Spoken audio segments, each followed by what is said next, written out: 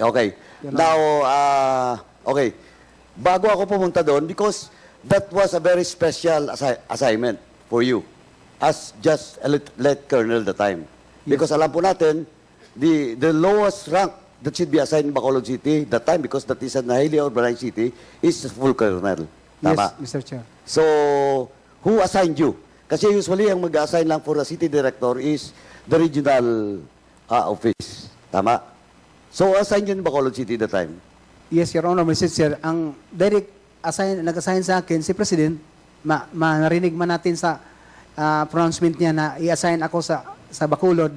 But properly, documentation came from regional Chief PNP. Chief PNP because of the Section 26, yung reassignment and the assignment. Yes. Tama? Yes, Your okay. Honor, Mr. Chair. So, of course, it's the President that announced that Espinido will be assigned, blah, blah, blah, in Bacolod City. But, of course, properly executed on Senator Bato by executing Section 26, tama? Yes. Okay, now, before going to Bacolod, you pass by Iloilo. Yes, Mr. Chair. Anyway, ito yung nangyari doon sa Iloilo, Colonel Espinido. Nagka-problema doon yung family ni Mayor Mabilog, especially the wife. Because on the day that you were assigned there, kaagad-agad the following day, lumipad papuntang Japan yung asawa ni Mabilog. Because Mabilog the time was in Japan because of an official engagement. No? So, nag-travel doon. Alam mo bakit? He traveled to Japan and then never go back in the country. Dumiretso sa Canada because they are afraid of you. Because a lot of rumors and statements from Grapevine that your assignment in Iloilo City is to eliminate drugs, drug syndicate, and that includes the name of Mayor Mabilog. Now, question, what is really your assignment during the time? Why you pass by Iloilo? Because your assignment at the time is in Bacolod City. Your Honor, Mr. Chair, naggawa ako ng investigation sa Iloilo and really I found out na hindi from Iloilo yung source ng drugs, from Bacolod. Kaya pagkatapos sa Iloilo, pinapunta na ako ng Bacolod, Your Honor. But your assignment is in Bacolod City, not in Iloilo. Who gives you the authority to investigate in Iloilo and going to your assignment which is Bacolod City? The regional director, Your Honors. Regional director of Region 6. Region 6. And who is that regional director? That time? The person of Brigadier General Rene Pamuspusan, Your Honor, Mr. Chair. So, si General Pamuspusan, that time? Yes, Your Honor. So, from Iloilo, you stayed in Iloilo for how many days?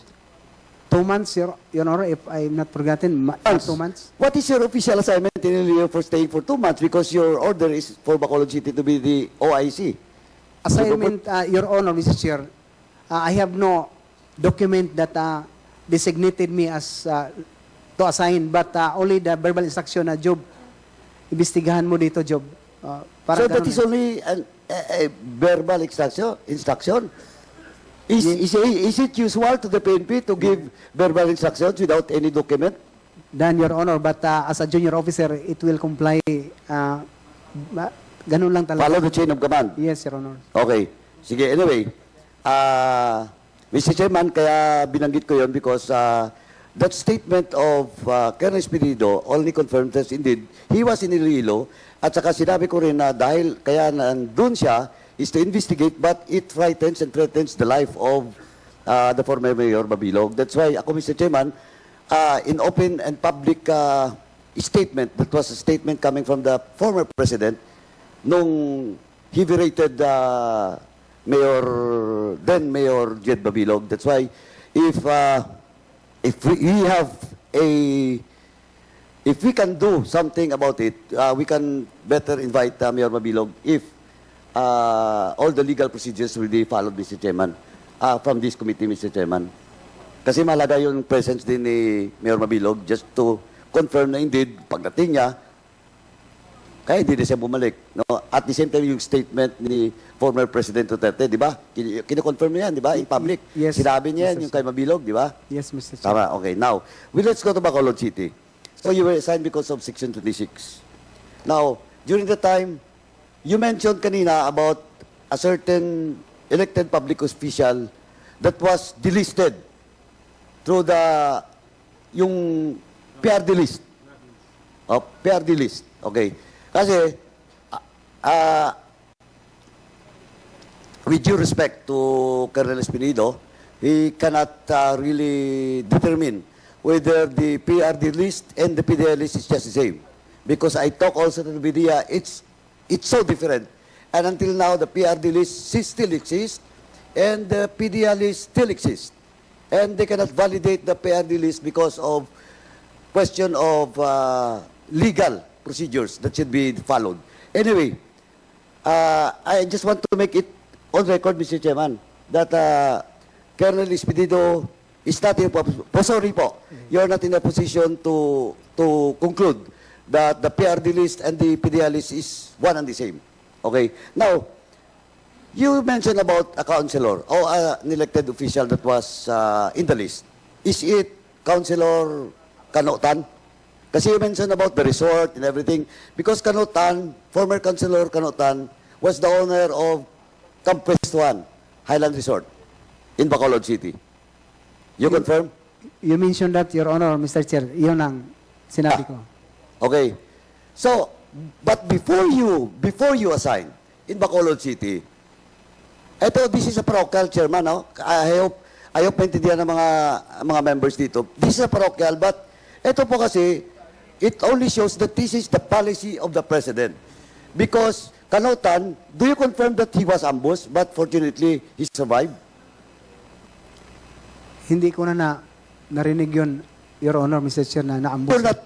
Why Colonel Ebrio was, in your own knowledge, why Colonel Ebrio, the then Chief of Police, was relieved and replaced by you? Though like Colonel lang yung rank mo. Actually, Your Honor, Mr. Chair, na-assign ako doon as Deputy City Director for Operation lang. Who is the Chief of Police that time? Si Vinyas, Your Honor, Mr. Chair, si Colonel Vinyas. Colonel Binyas? Yes. Yung Binyas na, who is now, Attorney. saan siya na kayo na-assign? Hindi ko ngayon siya alam, Your Honor. Basta abogado yun siya na Colonel, na siya ang City Director ng Bacolod. Anyway, okay. Now, ganito po, Colonel Espinido, you were assigned Bacolod City, and you recommend the delisting of the name of Canotan because sabi mo nga kanina, that is all political motivated. Yes, Your Honor. Tama? Yes, Ikaw Your Honor. nag-recommend. Yes, Your Honor, Mr. Chair. Now, sinong kinausap mo for the name of former Councilor Canotan to be delisted? May mga operatives ako sa, I'm not only Deputy City Director for Operation, Your Honor, in Bacolod. At the same time, head ng City Anti-Narcotics Unit ng Bacolod. So, yung mga, yes, Your Honor. So, yung mga operatives ko ang nag-recommend na, Sir, sinali lang ito, ganun. So, gawa ng result, binigay sinabi ko kay President. So, that is documented? For the time, Your Honor, Mr. Chair, hindi documented yun kasi usap-usap lang kami ni Presidente. Anyway, ganon yun, Mr. Chairman. I just want to establish na yung PRRD list, ganon lang kabilis. Maybe we have to check because PDEA, we have to check it. DLG, yes. We have to check it because ganon lang kabilis na pwedeng tanggalin without proper documentation. Di ba? While ordinary people allegedly involved in drugs, napakahirap po ng process nun. Yes. From the barangay to the city or municipality, province, region, and go to the national. Napakabilis po yung delisting na ginawa kay Mr. Ka. I'm not saying that I'm against that delisting for Canotan. What I'm saying is the process, how he was delisted, ganun lang kabilis. And I do believe na yung mga PRRD list is also a problem. If that is that fast, that Canotan was delisted, magdududa na po tayo na yung paglalagay doon sa PRRD list, medyo napakabilis din. Tama? I am with you, Mr. Chair. So you agree with me? Yes. Okay. Now, from Bacolod City, bakit ka nirelieve doon tapos Negros Oriental na naman yung mission mo? Bacolod City, Your Honor, na kuha natin yung mga elected officials and there is one involved nga ng PDEA, member ng PDEA. Going to, ang investigation kasi, Your Honor, pag makuha mo yung mga poser, sila na magsabi kung saan galing yung source ng drugs. So, kung susundan mo yun palagi, going to drug lord na talaga yun. So, marami ang paraan na para makuha natin yung drug lord.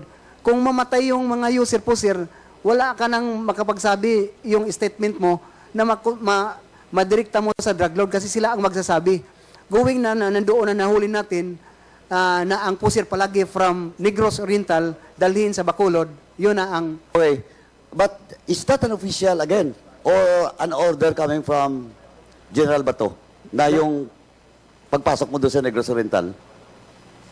Yung investigation yun na result, sa akin na yun talaga na ako na nagsabi na yung drugs. Hindi, kaya nga ang tinatanong kita, is that an official function of yours? Yes, During the sir. time that you are the deputy for operation? Yes, Your Honors. As also a chief of anti-narcotics drugs in city. Pero pumasok ka na sa Negros Oriental. Dito lang ako banda, Your Honor, sa Bacolod lang talaga. Pero ang information revealed that came from... So you never went to Negros Oriental? None yet. Okay, ganito lang po. Balikan ko lang po yung nangyari kay Kanutan. Fortunately, nabuhay. Okay, but you said you're not familiar with that. Yes, sir. But eto lang eto theory, no? Kaya kayo na-sign doon because during in one occasion in Bacolod City, right after Kanutan was ambushed, fortunately, he survived. Because he is the council of Bacolod City, then Colonel Ebrio sent PNP personnel to secure at Riverside Hospital. Kasi elected public official siya eh. Doon nagalit po si Presidente at saka si Senator Bato. Bakit daw binigyan ng security ang isang nasa drug list? HPT pa. High value target pa. And later on, sabi mo nga, through your recommendation, without proper documentation, dinilist. Yes. Now, alam mo ba yun na Colonel Eberio during that activity, you were not assigned yet in Bacolod City. Pero alam mo ba yun na his name was mentioned by the President, pinagalitan, di nga alam siguro ng Presidente, nandun sa loob ng El Fisher Hotel. Yes, sir. Because of that, alam mo yun? Yes, sir. Oh, so you confirm.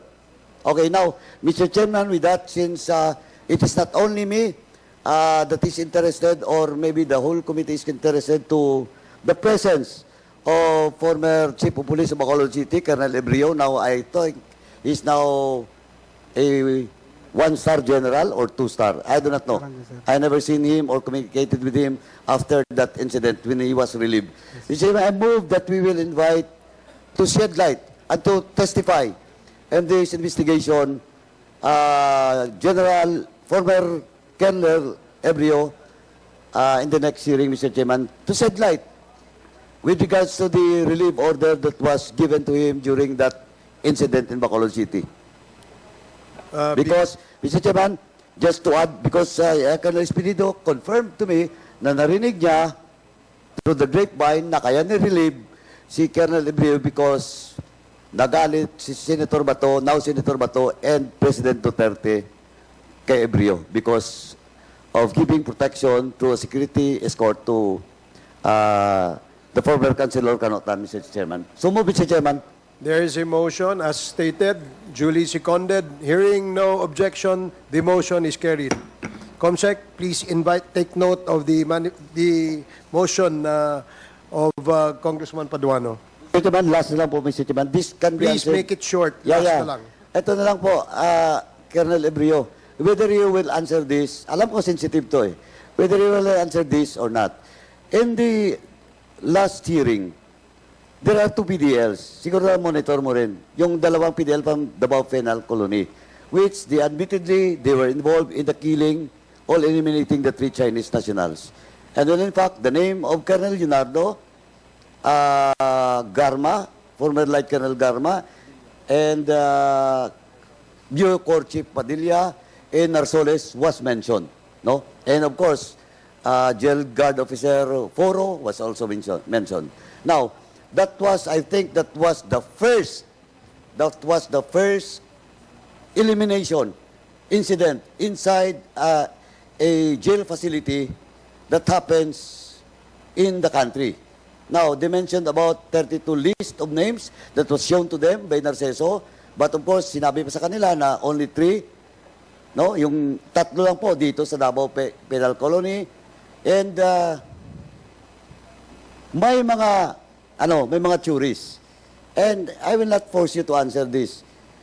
Ikaw ba naniniwala sa dalawang theory? Kaya pinagpapatay yung mga Chinese national. No, and that started in Davao. That was August. Davao Penal Colony. But in fact, Duterte only assumed power that time, on July. Then August, yun na pong nangyari. That was the first incident in the country involving allegedly drug lords, Chinese drug lords. Now, question, do you believe that there are two theories with that? One is to eliminate those Chinese nationals because they are part to be covered by this drug war. Kasi yung iba doon, alam kung sino-sinong protector at mga tao sa likod nila. And second theory is to eliminate those drug lords because they are part of quote-unquote kompetensya. Your Honor, Mr. Chair, dalawa yun ang masagot ko. Ang presidente, kung gusto na or makarinig na may nangyari, siyempre sa kanya, masayahan kasi wala nang problema sa drugs. But the other side, Your Honor, sa mga uniform personnel, na gusto patayin para hindi sila ma-involve, hindi sila masali kasi number one, they are protecting them at saka kompetensya. Pero sa insakto, sa tama, Your Honor, Mr. Chair, hindi yung patayin para sila ang magpagsabi kung sino ang protector nila para matapos na ang drugs. Yun ang ginawa ko, sana yun ang ginawa ko na nagtrabaho sa Albuera na makuha natin para makapagsalita. And it works, Your Honor, Mr. Chair, na si Mayor Espinosa nagsasabi lahat ng sino ang protector nila. No, but we are talking about is the Chinese nationals. Diba? Kasi iba yun eh. Kasi international drug traffickers yung mga yun eh. Well, in fact, some of them are chemists dito sa bansa. The first 3 was a chemist based on my information. So, anyway, I will not belabor on that, Mr. Chairman. Maybe in this executive session, pwede natin palaliman. But as of now, Mr. Chairman, I will end my interpellation to Colonel Espinido. Thank you, Mr. Chairman. Thank you, Congressman Paduano. And last but not the least, for this witness, Congressman Acop, you are recognized. And then we will proceed to the next witness. Thank you, Mr. Chair. Magandang hapon po sa atin lahat. Colonel Espinido, doon sa affidavit mo, 3 bagay lang ang importante doon. Yung assignment mo sa Albuera, yung assignment mo sa Ozamis, at saka assignment mo sa Bacolod. Yes. Tama po ba? Yes, Mr. Chair. Now, pwede ko bang malaman kung ano po ang motibo ninyo kung bakit gumawa po kayo ng affidavit ninyo? First, Your Honor, Mr. Chair, the documentation that I want to share this Quad Committee na ma-penalize talaga through sa itong affidavit na to na mabigay ko sa inyo na totoo ang mga sinabi ko rito, Your Honor, Mr. Chair. Sa paggawa mo ng iyong affidavit, wala po kayong galit kahit na kanino man? Wala, Your Honor, Mr. Chair. Yes. Now, nasaan ang pamilya mo? Sa Isabel Leyte, Your Honor. Saan? Sa Leyte? Isabel Leyte, Your Okay. Honor. Sa tingin mo, dapat Lieutenant Colonel lang ang ranko mo bago ka mag-retire? Your Honor, Mr. Chair, I am contented for what I have since I am P1. Kasi yun lang hiningi ko sa Panginoon na, Lord, mapulis lang ako. For that promotion, Your Honor, kasi nag-spot promotion na ako, pero ganun lang siguro, Your Honor, kung marami nagsabi, actually, Your Honor, marami ang pagkataon na ma-spot promotion si Espinido. Pero nag-refuse ako kasi gusto ko, ang mga pulis ko lang ang ma-promote, hindi lang ako. Sa ganun na paraan, Your Honor, Mr. Chair. So, masaya ka sa nangyari sa iyo sa polis? Yes, Your Honor, Mr. Chair. Yes. Wala kang regrets. No regrets, Your Honor, Mr. Chair. Thank you. But when you signed your affidavit, you are aware of the consequences because doon sa mga statements na sinabi mo dito sa affidavit, kung nakinig ka doon sa mga sinasabi ng mga membro ng committee na ito, mabibigat po yung binitawan nyo pong statements dito sa inyong affidavit. So, you are aware of the consequences before you signed your affidavit. Yes, Mr. Chair. Thank you. Now, kung titignan natin, matanong ko po kayo, sa 3 assignment po ninyo, nasa listahan po kayo ng drug list. Bakit po kaya? Sa lahat ng assignment mo na sinabi mo, Albuera, Ozamis, at saka Bacolod, palagi mong sinasabi, nakakasama ka palagi sa drug list. Bakit po kaya? Noong umpisa, Your Honor, Mr. Chair, mag-question ako sa sarili ko, bakit? Kaya sa testimony ko kanina, one time sinabi ko sila ni President Apat at saka si Senator Bato, si Chief PNP Bato at the time na bakit isinali niyo ako kung sabihan niyo na lang ako kung hindi niyo gusto para hindi ako malagay sa alanganin na ilistan niyo ako. So yun ang pag-intindi ko, Your Honor, Mr. Chair. But pagkatapos na sa sitwasyon ng assignment ko, I really make an siguro analysis, Your Honor, na galit sila sa mga nabangga ko. Yung mga nabangga ko, mga tao nila. There is one time, Your Honor, Mr. Chair, na nagsabi sa akin na that is job games of the general. Isali ka, yung credibility mo, sirain para yung credibility mo na nag-file ng complaint sa mga officers at saka yung dinisban mo ng mga grupo, hindi na credible yung pagsasalita mo kasi kasali ka pala. So yun ang pag-intindi ko, Your Honor, Mr. Chair. Thank you. And doon sa... At 12 taon po kayo naging patrolman. Wala po sa mga pidabit nyo to eh. And that's the reason why I wanted to verify. 12 years kayo naging patrolman. Yes, At sa pagiging Mr. Chair. patrolman nyo, 12 taon kayo naging isang mabuting pulis. And as a matter of fact, ay wala kayong natamo na anumang promotion. Am I correct? Yes, Your Honor. Okay. At sinasabi po ninyo na noong 2014 to 2015, which is not also included in your affidavit, ay meron kayong 60 to 70 pushers na na-apprehend. At isa lamang doon ang namatay noong 2014 to 2015. Am I correct? Yes, Your Honor, Yes. Mr. Chair. At, yung 2014 to 2015, saan kayo naka-assign at ano po ang rango nyo during that time? Major, Your Honors, Mr. Chair, nasign Major. ako as Chief ng Regional Anti-Illegal Drugs Special Operation Task Group ng Police Regional Office 8. And in spite that you have apprehended 60 to 70 pushers, there was no promotion that was given to you. Yes, Your Honor. Okay. So, noong 2016, dumating na ang panahon ni Duterte, you were called, no? Natawagan po kayo. At ang order sa inyo, ma-disband po yan. Yung Espinosa Group. This was ordered by then General Bato. Am I correct? Yes, Mr. Chair. At during that time that you were assigned, di ba? You implemented the apprehension of these personalities without shedding any blood.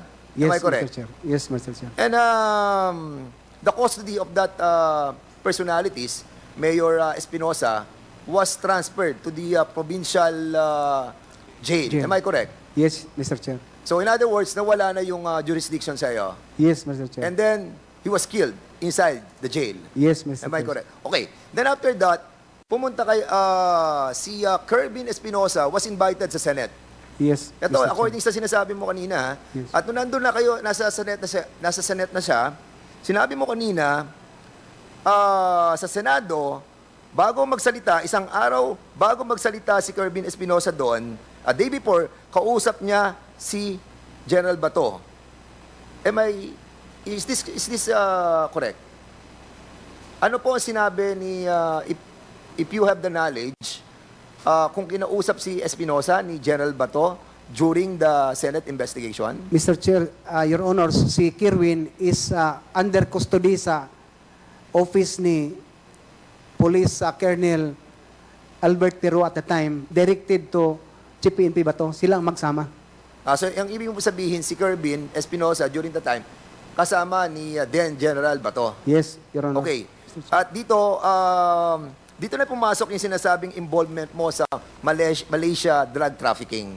Ang Malaysian drug trafficking involvement, Your Honor, Mr. Chair, is right after disband natin naman yung Paruhino groups. So hindi pa pumapasok dito.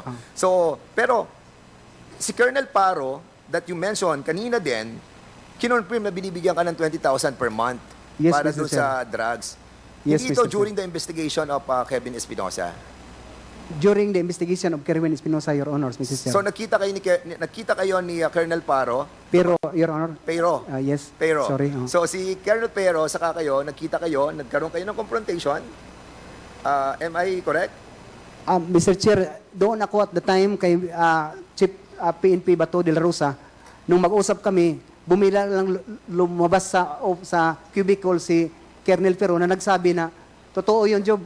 Kausap ko si Kerwin, galing ako doon sa Abu Dhabi, nahuli natin si Kerwin, nagsabi siya na ikaw, involved ka daw ng 20,000 per month at saka doon ka na-assign sa Davao.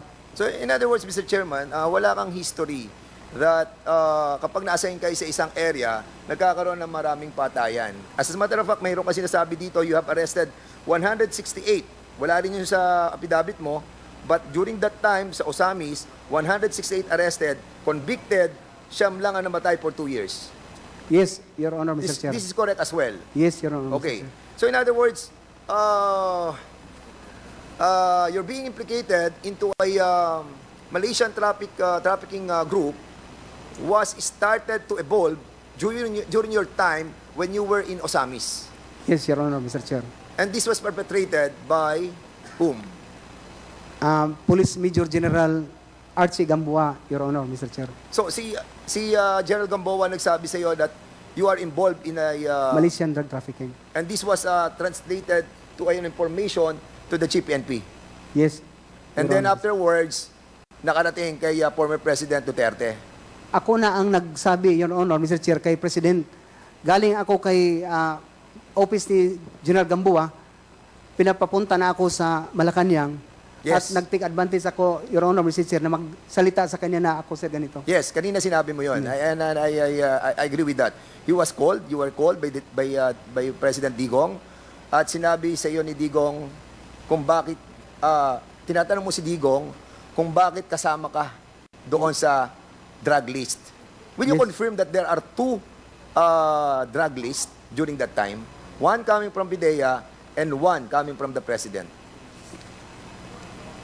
Your Honor, Mr. Chair, ang PRRD's list, that is came from the intelligence community na join sila meeting to probe kung sino itong nasa list or exclusion, inclusion, sino i-approve to para mabigay kay Presidente, Your Honor, Mr. Chair, parang kuha na lahat, parang lahat na confirm na from any or different intelligence community, nagsasabi na okay na to, ito talaga ang list ng PRRD's list, kuha na confirm na ito from the law enforcement. So those are the second drug watch list that been hold by the then President PRRD, correct? Yes, Mr. Chair. Okay, so yung pagpunta mo sa Asamis, can you consider that as a death trap? Yes, Your Honor, Mr. Chair. And can you consider yourself as a poster boy? Hindi siguro, Your Honor, Mr. Hindi, Chair, what I'm sorry. trying to say is this, kasi during that time of your 2014 to 2016, wala ka pa halos na sa mga operation mo, lessen yung mga namamatay di ba? But still, dito, sa mga assignment mo, sa Albuera, sa Osamis, wala rin na namatay or halos walang namatay. But being implicated in drug trafficking, for you to do something, tingin mo ito ang paraan para kumilos ka? Hindi, Your Honor, Mr. Chair. Sa definition lang siguro nila yung poster boy. Okay. So lastly, ito na itatanong ko sa iyo. Colonel. Light Colonel ka lang, ano? Yes, Your Honor, Mr. So Chair. after all the accomplishment that you have, Light Colonel lang ang naabot mo. Hindi ka na maabot ng full Colonel. Hindi na, Your Honor. Okay.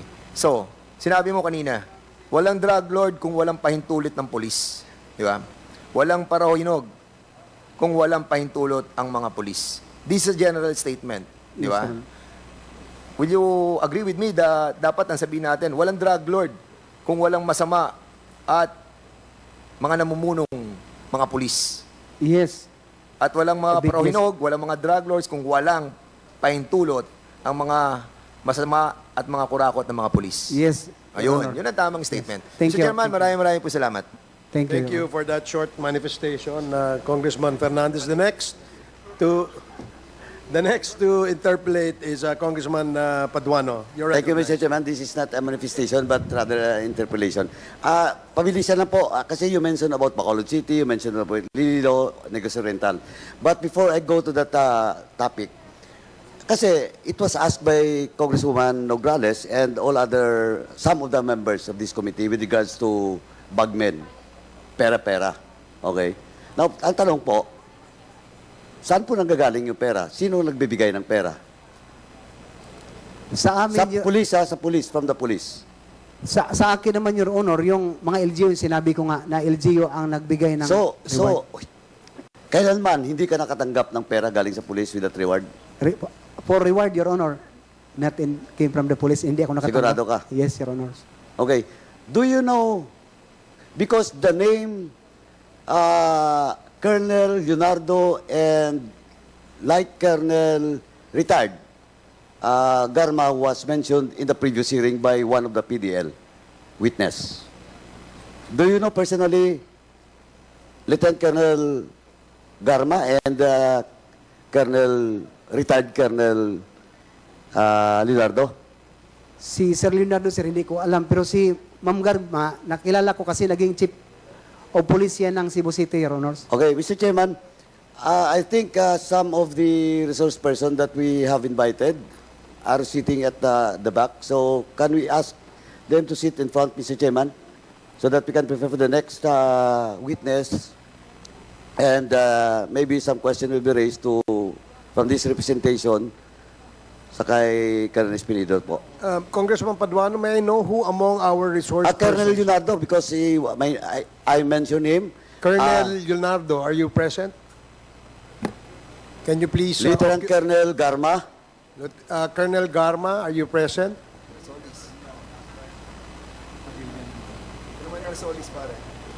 Wala. Yung Narsoles. Colonel Leonardo, can you occupy the seat beside the lawyer of Colonel Espinido? Colonel Garma, is she present? Rohina. Rohina Garma, she's not present. Superintendent Padilla, are you present? Can you please occupy the seat beside Colonel Leonardo?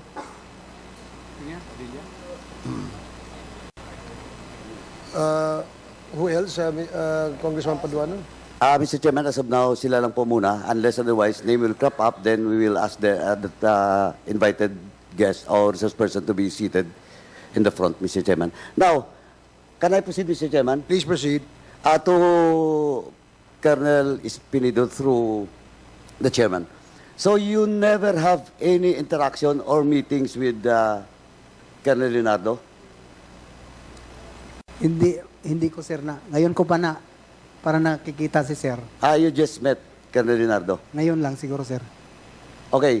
Yung unfortunately, Mr. Chairman, si Light Colonel Rowena Garma, retired, is not present, no? But, Mr. Chairman, before I forgot, I move that we issue a show cause order for retired Light Colonel, former PCSO GM, Rowena Garma, Mr. Chairman. So move. There is a motion to issue a show cause order for Lieutenant Colonel Garma. Rohina Garma. Duly seconded. In hearing no objection, the motion is carried. Anyway, Colonel Espinido, I will not ask you anymore about retired Colonel Garma because she's not present in this hearing. Mas maganda po nandito siya, di ba? Para at least masagot niya yung mga katanungan ko at katanungan ko sa iyo. Okay? So, maybe in the next hearing. Now, let me proceed with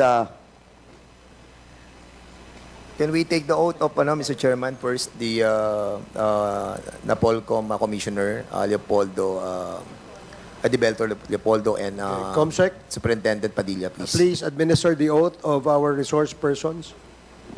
Please stand and raise your right hand. Do you swear to tell the truth and nothing but the truth in this congressional inquiry? So help you God. Thank you. Please proceed, Congressman Paduano. Thank you, Chairman. Again, for Colonel Expedito to the Chair. Colonel, you mentioned about Mayor Navarro. Is Mayor Navarro still the mayor of... Is she alive? Is still the mayor? Is it... You don't know, Hindi na, Your Honor, hindi na siya mayor ngayon. But he's still... Where? Mayor Navarro. Because... He died, Your Honor, Mr. Chair, namatay daw, sabi ni Attorney Fernandez.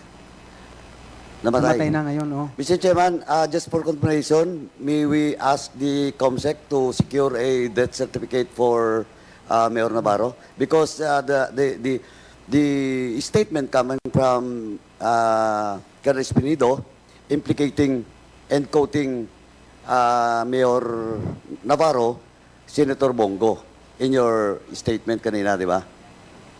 Hindi ka kasi, wala kang direct knowledge doon, di ba? Yes, It's Mayor Your Honor, Navarro Mr. that told you na quoting Senator Bongo. Tama Yes, Your po? Honor, Mr. So, Chair. Mr. Chairman, I move that the COMSEC be directed to secure a death certificate just to confirm that indeed Mayor Navarro is already dead. So, move, Mr. Chairman.